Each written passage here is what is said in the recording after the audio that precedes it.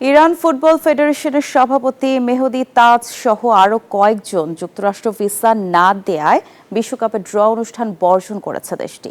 এই বিষয়ে দেশটির ফুটবল ফেডারেশনের সভাপতি বলেন, যুক্তরাষ্ট্র যা করছে তা সবই রাজনৈতিক প্রতিহিংসা থেকে।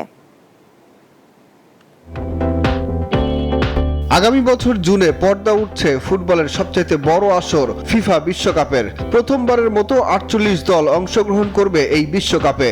এবারের আসরে আয়োজক দেশ হিসেবে থাকছে যুক্তরাষ্ট্র, মেক্সিকো ও কানাডা। এর আগে আগামী 5 ডিসেম্বর ওয়াশিংটন ডিসিতে অনুষ্ঠিত হবে বিশ্বকাপের ড্র। সেখানে অংশগ্রহণ করবে না বলে জানিয়েছে ইরান। যুক্তরাষ্ট্রের 1 নম্বর জিম চেইন গোল্ড জিম এখন আবারও বাংলাদেশে। বসুন্ধরা আবাসিক এলাকা ও বসুন্ধরা সিটি শপিং মলে। মঙ্গলবার ইরানের ক্রীড়া বিষয়ক ওয়েবসাইট ভার্জেস 3 তাদের অফিসিয়াল ওয়েবসাইটের এক বিবৃতির মাধ্যমে বিষয়টি নিশ্চিত করেছে। বিবৃতিতে বলা হয়, ইরান ফুটবল ফেডারেশনের সভাপতি মেহদি তাজ সহ দলের কয়েকজন কর্মকর্তাকে ভিসা দেয়নি যুক্তরাষ্ট্র। এরই প্রতিবাদে ফেডারেশনের সভাপতি এই ড্র বয়কটের সিদ্ধান্ত গ্রহণ করেন। বলেন, যুক্তরাষ্ট্রের এই সিদ্ধান্ত সম্পূর্ণ রাজনৈতিক।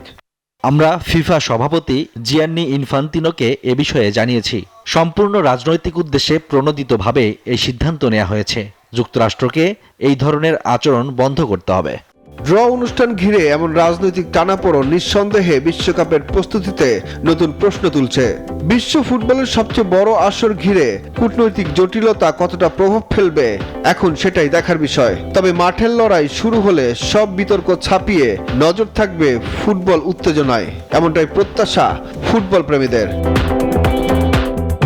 সুখন সরকার, নিউজ 24।